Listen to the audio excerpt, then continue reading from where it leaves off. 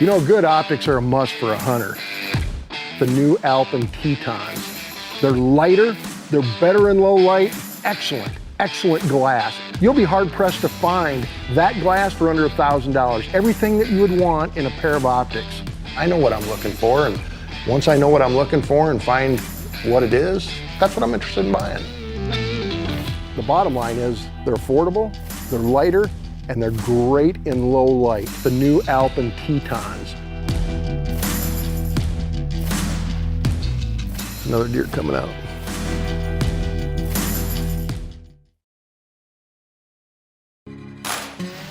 Well, I'm out doing a little bit of late evening scouting, just looking for deer and waiting for them to come out into the field. But I've got a new pair of Alpen Teton binoculars. You know, a lot of times people will ask me, what binoculars are best in low light situations? Well, that's simple. The answer is the Alpen Teton binoculars. And the reason for that is they have the Abbey Koenig prism, which simply means it allows 94% of available light to get through these binoculars, making them an excellent pair of binoculars in low light. So if you're looking for a pair of binoculars that will see detail into a dark timber right now, this time of the evening, make sure you check out the Alpen Teton binoculars. You'll be glad you did. Oh, here's some deer coming out right now.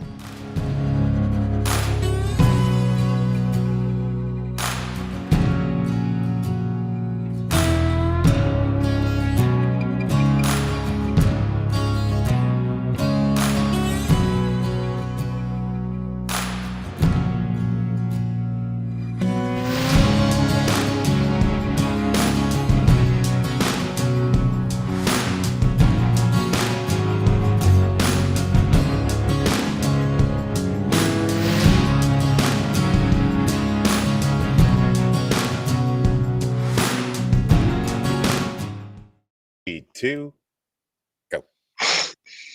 And good evening, everybody, and welcome to another episode of On the Hunt with Alpine Optics. I'm your humble host, Rick White, and tonight I'm actually staying at Mike McDonald's house, but fellow pro staff member Mike McDonald is going to talk a little bit about the rut that's going on in Kentucky and the things we've got going on this weekend. So anyways, sit back, don't go anywhere, and we'll be back in about 30 seconds.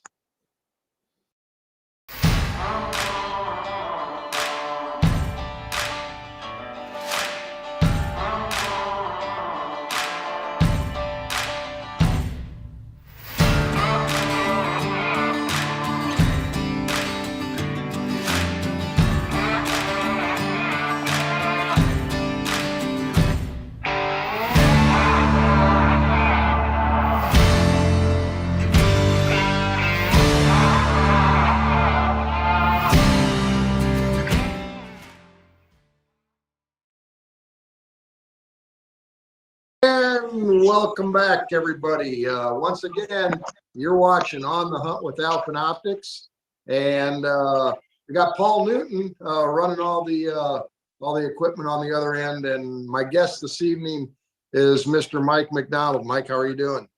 Pretty good.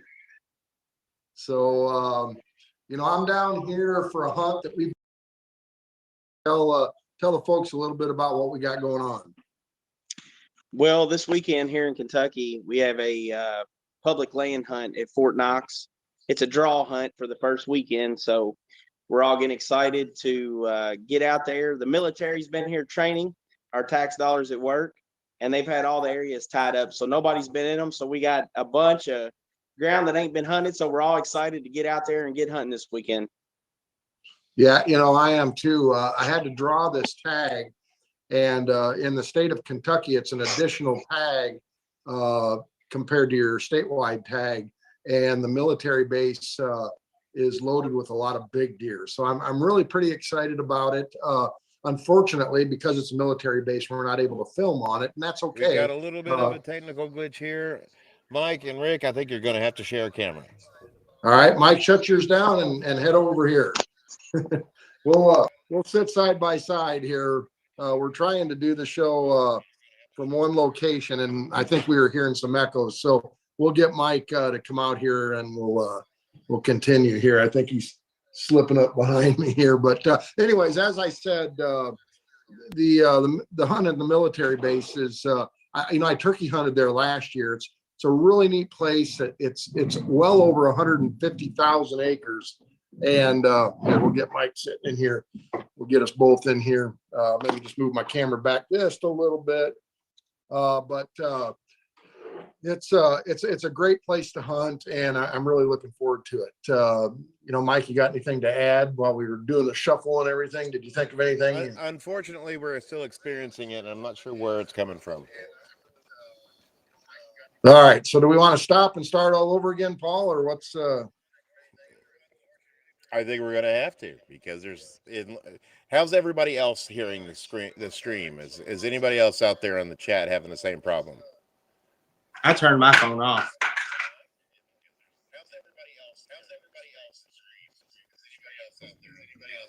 See what the folks are saying.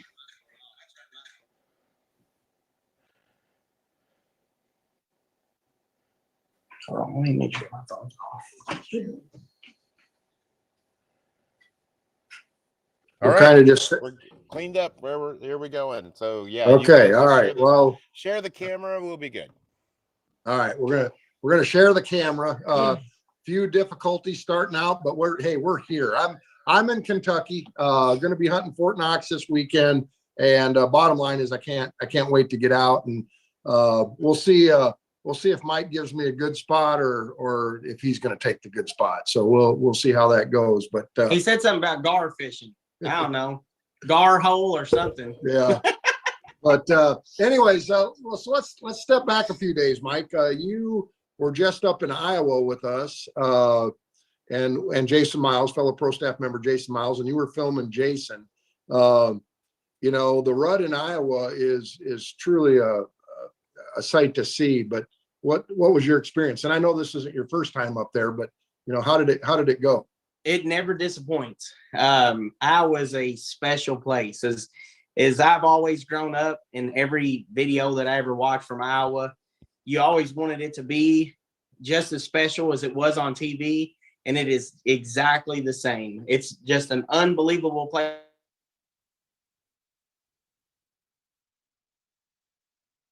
One of the top places.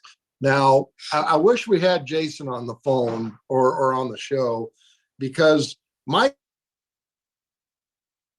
was leaving to come up and mentioned to me that he was going to have to bring his dog with him. And there's a whole story behind this. And well, the first thing he did is not only surprised me, but then also surprised Jason that the dog was going to be riding in his vehicle, because those two are riding up together. And they got to the farm. The dog got out, decided it was thirsty and thought he would try some toilet water. And so I had told Mike, I said, Mike, your dog's drinking the toilet water. And he said, that's fine. And anyway, the long story short, the toilet water went from the toilet to the living room floor. About 4 times. About 4 times. And so the joke is Mike and his dog, and let's just say his dog's not coming back to the farm. But. And I've never seen so many people, grown men, 5 of them, walking around going, all because of a dog. And you know what they say about a dog? It's all about the owner. So. But no, we had a great hunt. Mike, and Mike, you shot a great deer here a few days ago here in Kentucky. What can you tell the folks about the rut this year in Kentucky? Is it running late? Is it running normal? Is it not as good? I mean, what's your thoughts? All right. So what I noticed, I got back last Friday before last, and last week it was kind of slow. I hunted several days. Didn't really have a lot of action. I did have one shooter buck come in. Nothing really running. And then Saturday morning was like somebody flipped the light switch on, Rick. There were deer chasing. I think I seen 7 different bucks last weekend, Saturday and Sunday chasing. Actually, it was probably 7 bucks Saturday. Seen one of the biggest deer I've seen in Kentucky. I was hunting with a good friend of mine, Bill Jones, and we were in a tree stand, and we had a doe, and he was chasing her. And he actually ran underneath of our tree about 3 times, and Bill just couldn't get a shot. And here in Kentucky, it's a 1 buck limit, just like I'm assuming Iowa's the same way, unless you're a landowner. And so, you know, we try to kill the biggest deer that we can. It's a short time. Our rut usually here is about the first, second week of November. And it seems like this year it was a little bit later. So I think right now we're just at the peak of the rut here in Kentucky. Now in Iowa, residents can shoot one with the bow and one with the gun. And then if you're a landowner, you can shoot a third one. So just to clarify that, but anyway, so in Iowa, what I noticed about the rut this year was a little bit different. I noticed really good activity the last week of October, and then the scrapes kind of dried up. I didn't see near as many rubs this year, and I'm not really sure why, because the deer numbers were there. Now I saw some rubs, just not as many as I typically do. Lots of scrapes, and a lot of those scrapes were really initiated that last part of October. I saw an early lockdown phase, I thought, this year.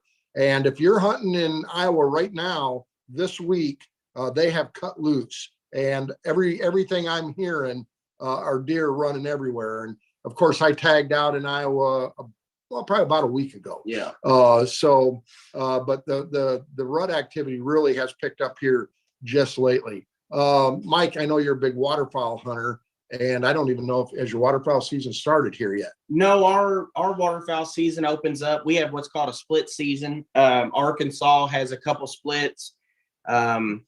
Basically, our season will come in Thanksgiving morning, and it'll be Thursday, Friday, Saturday, Sunday. Then it goes out for a week, and it'll come in the following Monday, I believe. And the reason they do that is because duck season is allotted like 90 days from the federal government, and that's all the days you can hunt. So what Kentucky does is they take about a week of that, and we have an early wood duck and teal season, and that's usually like middle of September, and that's 1 week. And then we have 1 week, and then it goes out for a week, and then it's like 8 consecutive weeks. So we get like 10 weeks or 90 days or whatever it is. So that'll start, Thanksgiving morning. It's looking to be a good one. I know when I was coming back from Iowa last weekend, I seen a lot of ducks in Illinois, in the Illinois River, and I seen a lot of ducks coming home through northern Indiana and Chicago area of Illinois. So just looking to be a good duck season this year. Now I know you like to cook, and you did a pretty good job on those beef ribs we had up at the farm there last week. But I don't want to know what your favorite duck recipe is, because there isn't a duck out there that I've ever eaten that I thought was good. so I will ask you, and listen, I'm not trying to knock you duck hunters. There is some good eating ducks, but I'm a deer hunter and a turkey hunter, and it is hard to beat that. But can you share with us one of your deer recipes that you haven't shared with us already? Because I don't know. No, deer. Okay. Deer. Well, as far as one of my deer recipes, one of the favorite, I make a lot of different things, but my favorite thing to do is take a deer loin, take it whole, cut it in half, leave it whole. I usually just get, don't wash it. Hold on, before you go any further. How do you cut it in half and leave it whole? That is that an oxymoron there? No. You take a whole deer loin, loin, cut it in half and leave it whole. No, okay. Sorry to interrupt, but go ahead. Anyway, take a whole loin, cut it in half. And every time he hits the table, he knocks my phone over. Okay, go ahead. Yeah, we're more excited about hunting than anything right now, so we're a little clumsy. But anyway, take a deer loin, cut it in half, get all the hair off of it. Don't wash it, don't soak it in anything. Just clean it, just like you would a steak from the store. Take that steak, and what I use is a McCormick steak rub. Take a McCormick steak rub and cover it thoroughly, just like if you was going to do some ribs on the grill. Cover it really good with McCormick steak rub. Put Italian dressing on top of it and on the bottom, and let it sit for about 15 minutes. Cook it on the grill for about 7 to 8 minutes per side on a high heat. Basically, you just want to sear the outside, and I eat mine medium raw or medium rare. Rick, he likes his more medium well. No, medium rare. Okay. I'm a medium rare guy. Yeah, so Mine, I just like to show it to the grill and take it off. But if you try that, you will love to eat deer meat. You'll love the loin. My kids eat it. Everybody that's ever ate it has been like, yeah, I would eat it if it always tasted like this. So Paul, I see you scurrying a little bit there. Are we good? Yeah. I've been working some stuff behind the scenes, so we're good. Okay, all right, we're good. Hey, you let us know if people are asking questions, and those that are on there, please ask them some questions, because Mike and I have done the show so many times, we tend to run out of things to talk about. We talk about a lot of the same things, so we would much rather sit here and answer any of your questions if you have any. So, Paul, if you see some, give me a signal, and I'll call you out, and we can knock some questions out. Now, I want to share, and I may have shared this before, but here is a great deer roast recipe, and it's so simple, but it is so good. And if you've got a crock pot, it makes it simple. So take your deer roast, put it in the crock pot, and put a can of Pepsi in. Just dump a can of Pepsi over it, and then go to the store and get some Lipton onion soup mix. Okay, and just sprinkle it all over the top of that roast, and then throw your potatoes and carrots over top, and just turn it on when you go to work in the morning, and when you come home in the afternoon, you'll have one of the best tasting roasts you've ever had. I promise you. You really need to try that. Mike, let's see, what else can we talk about? So you do a lot of fishing.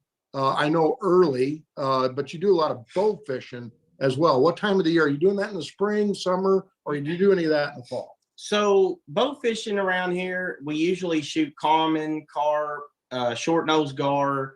That usually starts like March, April, where the early spawn is. The fish come up shallow. And we have a lot of bow fishing opportunities here in Kentucky. We have the Ohio River. We can shoot Asian carp, which consists of silver carp, big head carp, Amir carp, and grass carp. And all those fish that spawn usually start to spawn like a common carp the end of March, mid-March, and that usually runs till about August, the hottest times. After that, it kind of dwindles down as the water temperature gets cooler. The fish go a little bit deeper, and they're more stagnant. They don't move around as much. All right. I want to give a shout out to a few people that are watching right now. We've got Phil Smith, John Dallas, Aaron Deshaw's on there. You can say hi to Aaron. Hey, how's it going, Aaron? Mr. Dingaling, or Edwin. I'm sorry, Edwin Shirts. And there's a long story behind that. Brian Caston's on there. It said, used to bow fish for carp when I was a kid. Well, you know, that I did the same thing. We used to, my bow fishing mainly has been when the rivers came up around my house, and when they flooded. And then when they went down, there was pockets of water that trapped a lot of carp and things like that. And we'd go in, and we didn't use like your traditional bow fishing stuff. We just used old arrows and bow and shot them and tried to retrieve them the best we could. But since we're talking about recipes, I've got an old picture from my great grandfather. He is on a flat bottom boat, and he's got. I think it's an alligator gar. He's out in the Arkansas River or Mississippi River, one of the two. Mississippi, Arkansas, either one. Yeah. Trinity River in Texas. So those guys, I remember that looking at this picture, and I asked him about it, my grandfather, and he's like, "Yeah, Daddy used to run those up in the boat, and they had to shoot them with the 22 because they would sink the boat because they were so big back then." I don't know is that still, you still hunt, you still fish for them? Yeah, alligator gar, yes. Yeah, some of them get to be giants. 7-8 foot long. Yeah. Yeah, he was saying if you put them in the boat and they flopped around just a little bit, it'd sink the boat. Because it's just, most of the time when we're bow fishing, we take like probably shouldn't tell this to some of the PETA people, but we try to take care of the fish just like we're hunting. You don't want it to suffer, so you try to dispatch the animal with whatever it takes, and that's usually what we try to do. But while we're talking about carp, you know, a lot of people say, "Well, I don't bow fish because I don't eat it or I can't use it." Well, let me tell you something, and a lot of people might disagree with me, but a spotted gar or a short nosed gar cleaned And it takes a pair of 10 snips to get the actual skin off of it.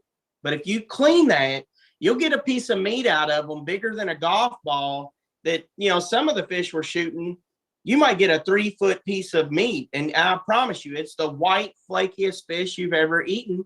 It's as good as any crappie or bluegill that you've ever had. And a lot of people around here eat carp. I don't really eat the carp, but if you want to try to catch a carp, I can tell you what you can do with it. You can take the carp, gut it, throw it on a smoker and smoke it and pull it apart and get all the bones out of it and make like a smoked carp, basically like I don't know if you ever had smoked cobia dip. If you ever had it, it's like a fish dip, and they make it with that smoked carp, and it's delicious. It really is good for like an appetizer or something. So we use a lot of the fish we shoot. I'd mentioned that we're going to be hunting Fort Knox this weekend, but we're actually going to go out in the morning. I have a statewide tag that I shot my buck, but I have a doe tag on there, and Mike's got a couple of doe tags, and we're going to actually film a couple of doe hunts, really. And once again, I have a show called Through the Eyes of a Hunter that's on every Friday evening around 8 o'clock Central Time on MOTV, which is My Outdoor TV, and the huntchannel.tv.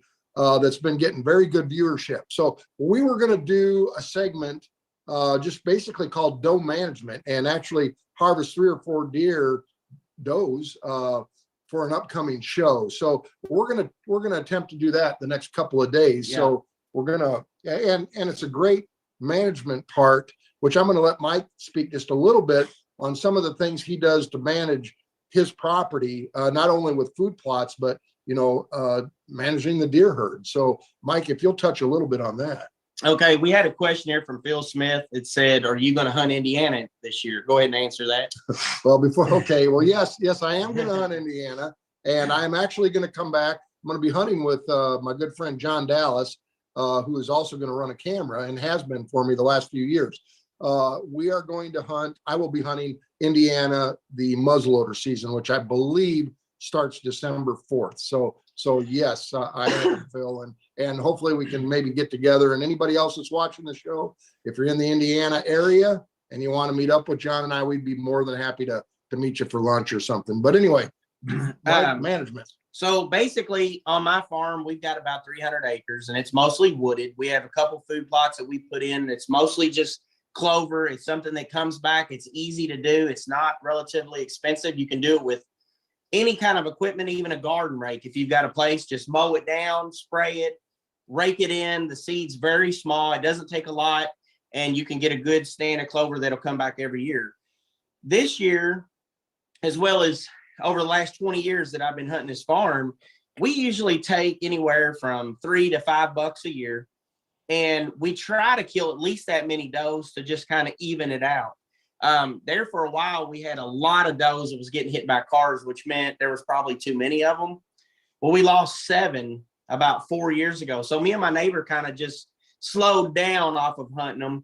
But then the last couple of years, it's almost like it went from hardly any to 25 or 30. And our combined acreage is just a little, probably around 400 acres of woods. So, we'll try to kill, hopefully we'll kill 5 or 6 does off of it this year as well. Yeah, I mean, taking does off your property is really important, and trying to achieve that right buck to doe ratio.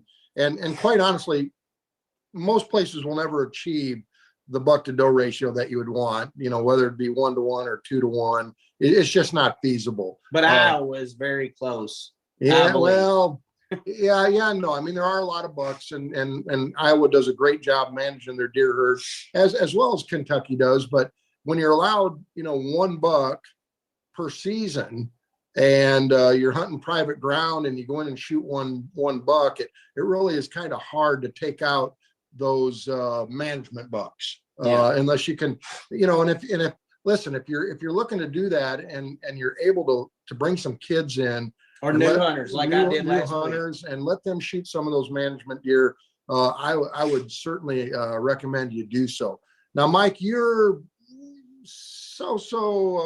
kind of playing with the taxidermy world a little bit.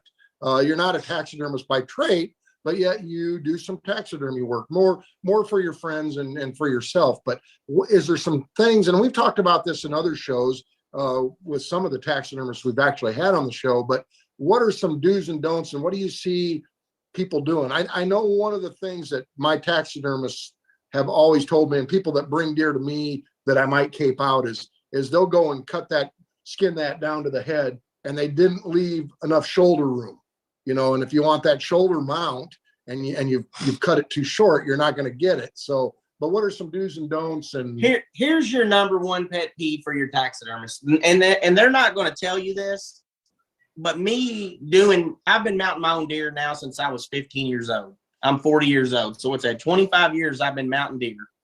And the biggest thing that I see, even when I was learning how to do it, people will kill the deer, they skin it out, and they cut the neck off right at the shoulders.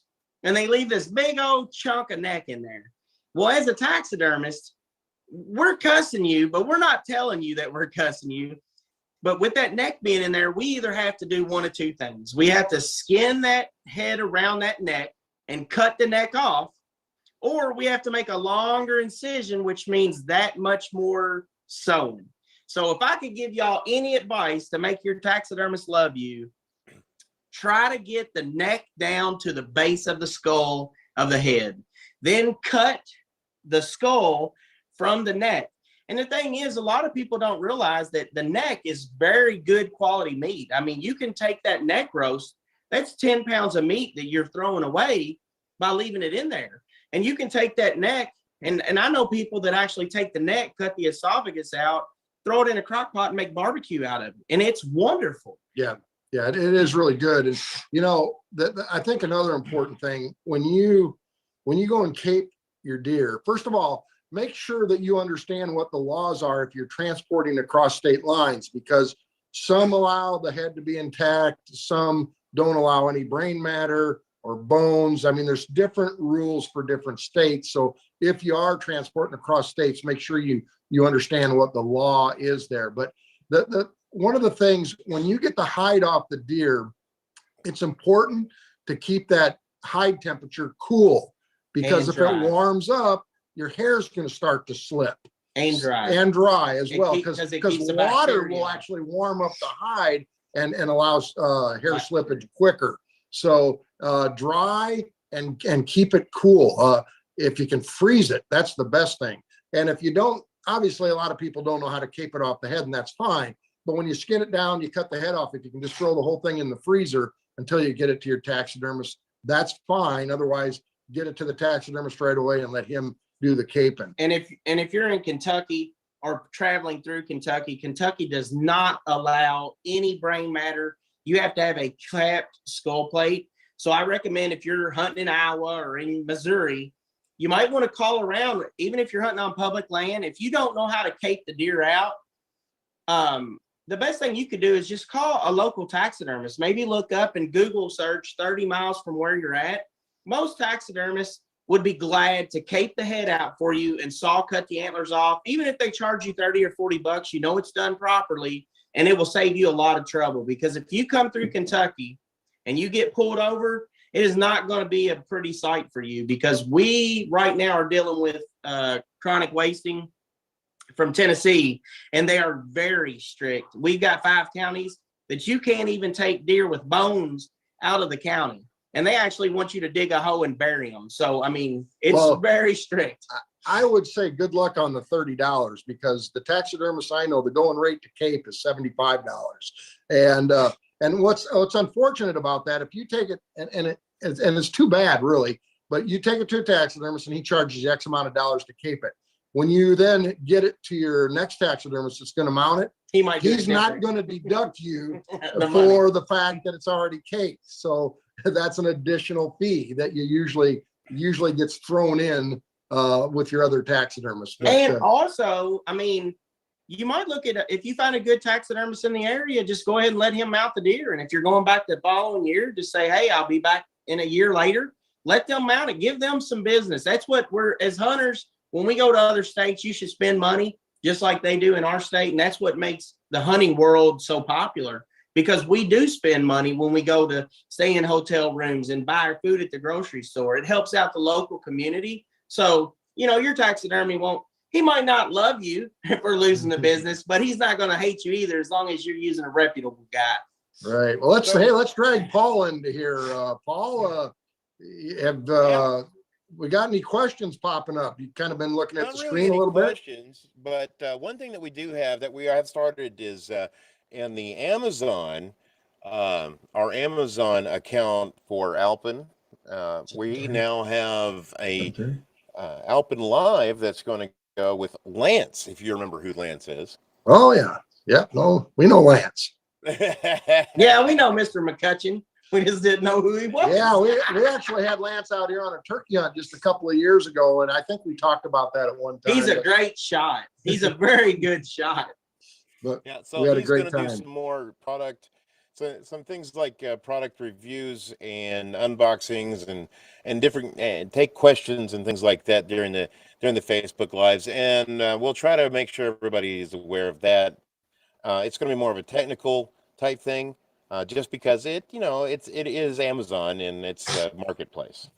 Right. All right. Well, listen, I apologize for the difficulties we had starting off, but we got things under order. It's been about a half hour now. I would like those that are watching, I really would like to ask you this.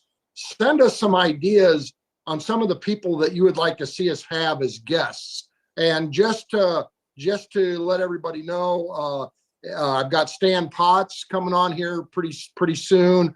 His wife Brenda is going to be on the show. We're going to have Brenda Valentine back. I've got Phil, who is with the Lima Shield, and we're going to talk scent elimination. So we have some great guests coming up, but we're also looking for ideas on some guests that maybe you folks that are watching would like to maybe see or hear from. But and if you are watching, do us a favor, share this on your page. We would love for you to share it on your page and show some of your people. We share it and we get it out there. But if you share it, we might pick up 5 or 10 new people, and so it'd be good. But so anyways, Mike. Also, too, though, one thing, a lot of you guys, people with very popular item these days is the Alpen 4K action camera. Oh, and yeah. I would love to be able to see the footage that you may have taken with it. So if you want to, just give us a contact through the Facebook page or through YouTube or wherever, and we can get you in touch with me directly, and we can get that footage from you, because I'd like to be able to see and it. And it could even show up on a TV show. Yeah, we might use it on our TV show. Which, Paul, you bring an idea to me, and I'll get it worked out on our end at Alpen. But I think what we'll do is we'll have people. We'll give you some details here soon. We'll do a month or two where people send in footage. We'll pick out the best footage and give something away. I think that would be really neat to do. So anyways, our time is run out. Do I qualify for that? Do I get something free? Yeah, we'll take care of you later. Yeah. I've got some lacrosse boots I need to break in. So no, I'm just kidding. But anyways, I'm not 100% sure. We're having a show next week with Thanksgiving coming up, but if we are, we'll certainly let you know. And if not, happy Thanksgiving, and God bless your families. So, but anyway, we may run it. It's probably be one of our best of. So if you have a show that you want to nominate as best of, we can definitely play that again. All right. Well, listen, on behalf of Mike and myself, we appreciate you joining in with us tonight. We'll let you know how this weekend hunts go. And we'll see you the next time we're on live here, probably in a couple of weeks. So thanks for joining. Take care, everybody. Good night.